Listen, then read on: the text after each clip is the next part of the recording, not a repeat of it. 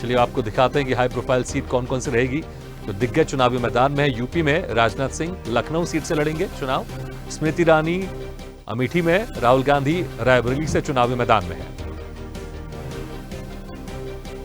वहीं उत्तर मध्य मुंबई से उज्जवल निकम, मुंबई उत्तर से पीयूष गोयल, राजीव प्रताप रूडी सारण बिहार से।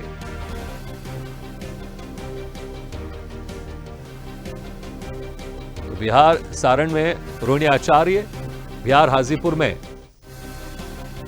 करण भूषण सिंह केसरगंज यूपी से, प्रदीप जैन झांसी से, कौशल किशोर मोहनलालगंज यूपी से, श्रीकांत एकनाथ शिंदे कल्याण से।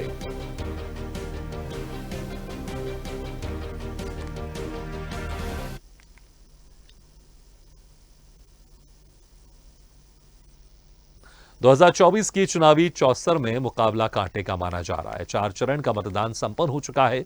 अब तैयारी 5वें चरण की है, जिसमें कई दिग्गजों के भाग्य का फैसला भी होना है। लेकिन सभी राजनीतिक दल अपनी अपनी जीत का दावा अभी से करने लगे हैं। हालांकि जो 3 चरणों का मतदान बचा है, उसमें राजनीतिक दलों के लिए कई चुनौतियां हैं। जिन राज्यों में चुनाव होना है उनमें अभी यूपी की 14, बिहार की 5, महाराष्ट्र की 13, बंगाल की 7 सीटों पर चुनाव अहम है। इनमें राहुल गांधी, राजनाथ सिंह, स्मृति ईरानी, चिराग पासवान, उमर अब्दुल्ला, पीयूष गोयल, रोहिणी आचार्य जैसे नेताओं की किस्मत भी ईवीएम में कैद होगी। यही वजह है कि सभी नेता अपना अपना दम दिखा रहे हैं। लेकिन सवाल यही है कि 5वें चरण में किसका जोर चलेगा और किसका शोर सुनाई देगा। 5वें चरण के चुनाव और दिग्गजों के प्रोफाइल पर देखिए हमारी एक खास रिपोर्ट। लोकसभा चुनाव के 5वें चरण का प्रचार थम गया है। इस चरण में 49 सीटों पर 20 मई को मतदान होंगे। 5वें चरण के चुनाव में सबसे अधिक सीटें उत्तर प्रदेश में हैं। इस सूबे की 14 लोकसभा सीटों पर वोटिंग होगी, जिन पर कुल 144 उम्मीदवार ताल ठोक रहे हैं। 5वें चरण में जिन राज्यों में चुनाव है उनमें उत्तर प्रदेश की 14, महाराष्ट्र की 13, बिहार की 5, झारखंड की 3, ओडिशा की 5, पश्चिम बंगाल की 7, जम्मू कश्मीर की 1, लद्दाख की 1 सीट पर वोटिंग कराई जाएगी। इस चरण में बड़े चेहरों की अगर बात करें तो 5वें चरण में लखनऊ में रक्षा मंत्री राजनाथ सिंह, अमेठी से स्मृति ईरानी, रायबरेली से राहुल गांधी, मुंबई उत्तर मध्य से उज्जवल निकम, मुंबई उत्तर से पीयूष गोयल, बिहार में सारण सीट से राजीव प्रताप रूडी और रोहिणी आचार्य के भाग्य का फैसला होगा। इसके अलावा पूर्व मुख्यमंत्री उमर अब्दुल्ला समेत कई हाई प्रोफाइल चेहरे भी शामिल हैं। बिहार के हाजीपुर सीट पर भी 20 को वोटिंग होगी, जहां से चिराग पासवान उम्मीदवार हैं। 5वें चरण की वोटिंग के दौरान लोगों की नजरें खासतौर पर महाराष्ट्र और उत्तर प्रदेश पर टिकी हुई हैं। महाराष्ट्र की 13 सीटों पर वोटिंग से राजनीतिक दलों का भविष्य तय होगा। 8 प्रदेशों में 49 सीटों पर 695 उम्मीदवार चुनावी मैदान में हैं। इनके अलावा कुछ अहम सीटों की बात करें तो इनमें राजनाथ सिंह की लोकसभा सीट, उत्तर प्रदेश की लखनऊ लोकसभा सीट इस चुनाव में एक चर्चित सीट बनी हुई है। यहाँ से बीजेपी की तरफ से रक्षा मंत्री राजनाथ सिंह चुनाव मैदान में हैं। बीजेपी नेता के सामने सपा ने रविदास मेहरोत्रा को अपना उम्मीदवार बनाया। मंत्री रह चुके मेहरोत्रा फिलहाल लखनऊ मध्य विधानसभा सीट से सपा के विधायक हैं। बसपा ने लखनऊ में सरवर मलिक को प्रत्याशी बनाया है। 2019 लोकसभा चुनाव में सीट पर बीजेपी से राजनाथ सिंह जीते थे। 2019 में लखनऊ सीट पर 54.78% मतदान दर्ज किया गया था। राहुल गांधी की रायबरेली लोकसभा सीट। उत्तर प्रदेश की जिन सीटों की सबसे ज्यादा चर्चा होती है उनमें से एक रायबरेली लोकसभा सीट सबसे अहम है। ये राज्य की इकलौती सीट है जहां 2019 में कांग्रेस को जीत मिली थी। तब सोनिया गांधी यहां से जीतकर लोकसभा पहुंची थी। सोनिया अब राज्यसभा के लिए निर्वाचित हो चुकी हैं। कांग्रेस ने काफी इंतजार के बाद रायबरेली से राहुल गांधी को चुनावी मैदान में उतारा। बीजेपी ने यहाँ दिनेश प्रताप सिंह को अपना प्रत्याशी घोषित किया। एमएलसी दिनेश प्रताप फिलहाल योगी सरकार में मंत्री हैं। 2019 में रायबरेली सीट पर कांग्रेस की तरफ से सोनिया गांधी ने बीजेपी के दिनेश प्रताप को हराया था। पिछले चुनाव में यहाँ 54.08% मतदान हुआ था।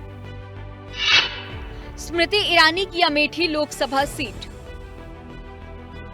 केंद्रीय मंत्री और अमेठी की मौजूदा सांसद स्मृति ईरानी एक बार फिर बीजेपी के टिकट पर यहां से मैदान में है। वहीं कांग्रेस ने नामांकन के आखिरी दिन गांधी परिवार के करीबी केएल शर्मा को उम्मीदवार बनाया।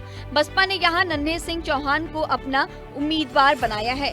2019 में बीजेपी प्रत्याशी स्मृति ईरानी ने तत्कालीन कांग्रेस अध्यक्ष राहुल गांधी को शिकस्त दी थी। पिछले चुनाव में यहां 54.08% लोगों ने अपने मताधिकार का इस्तेमाल किया था।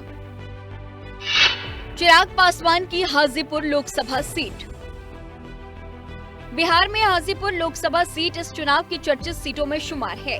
यहां से एनडीए की तरफ से लोजपा आर के चिराग पासवान चुनावी मैदान में है। आरजेडी ने हाजीपुर सीट पर शिवचंद्र राम को टिकट दिया। शिवचंद्र विधायक और बिहार सरकार में मंत्री रह चुके हैं। 2019 के लोकसभा चुनाव में हाजीपुर सीट पर लोजपा से पशुपति पारस ने जीत दर्ज कराई थी।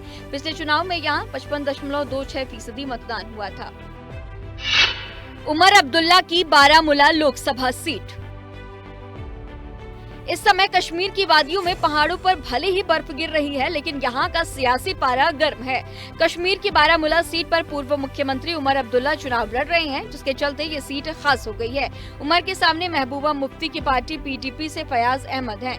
पिछले चुनाव में ये सीट नेशनल कॉन्फ्रेंस के अकबर लूर ने जीती थी। 2019 के चुनाव में यहाँ 34.6% मतदान दर्ज किया गया था। उधर 5वें चरण में मोदी सरकार के मंत्री भी मैदान में हैं। इनमें मुंबई उत्तर से पीयूष गोयल, वाणिज्य और उद्योग विभाग इनके पास है। वहीं मोहनलालगंज से कौशल किशोर, जिनके पास आवास एवं शहरी कार्य राज्य मंत्री का पद है। वहीं लखनऊ सीट से राजनाथ सिंह प्रत्याशी हैं, जो कि रक्षा मंत्री हैं। अमेठी सीट की अगर हम बात करें तो स्मृति ईरानी बीजेपी के प्रत्याशी हैं, जो कि महिला बाल विकास मंत्री हैं। वहीं फतेहपुर सीट की बात करें तो साध्वी निरंजन ज्योति यहाँ से प्रत्याशी हैं, जो कि ग्रामीण विकास राज्य मंत्री हैं। डिंडोरी सीट का अगर हम जिक्र करें तो यहाँ से डॉक्टर भारती प्रवीण पवार प्रत्याशी हैं, जो कि स्वास्थ्य राज्य मंत्री हैं। कोडरमा सीट का अगर हम जिक्र करें तो यहाँ से अन्नपूर्णा देवी प्रत्याशी हैं, जो कि शिक्षा राज्य मंत्री हैं। भिवंडी सीट से कपिल पाटिल यहाँ पर प्रत्याशी हैं, जो कि पंचायती राज राज्य मंत्री हैं। बनगांव सीट से शांतनु ठाकुर प्रत्याशी हैं, जो कि बंदरगाह, जहाजरानी और जलमार्ग राज्य मंत्री हैं।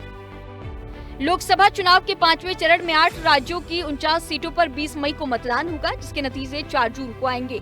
अब इलेक्शन को लेकर तमाम सियासी दलों के नेता एक दूसरे के सामने ताल ठोक रहे हैं। अब देखना होगा कि जनता के विश्वास पर कौन खरा उतरता है। 4 चरण के बाद ये बहस तेज हो चली है। देश में अगली सरकार किसकी होगी, देश का अगला प्रधानमंत्री कौन होगा। आकलन ये भी शुरू हो गए हैं कि किसको कितनी सीटें मिलने जा रही हैं और कौन किस पर भारी पड़ रहा है। स्पेशल रिपोर्ट, स्वदेश न्यूज।